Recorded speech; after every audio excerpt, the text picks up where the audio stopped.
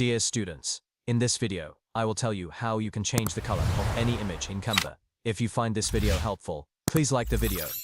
If you're new to the channel, subscribe to the channel and press the bell icon. First, go to the canva.com website.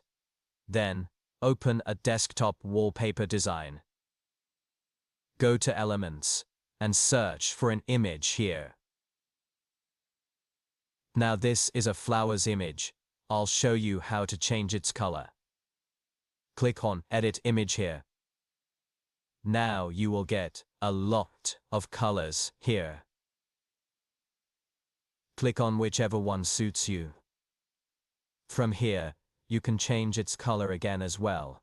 Here, you can customize the color according to your preference. Hopefully, you got some information from this video. If you did, like the video. If you're new to the channel, subscribe to the channel. Also, press the bell icon and share this video with your friends.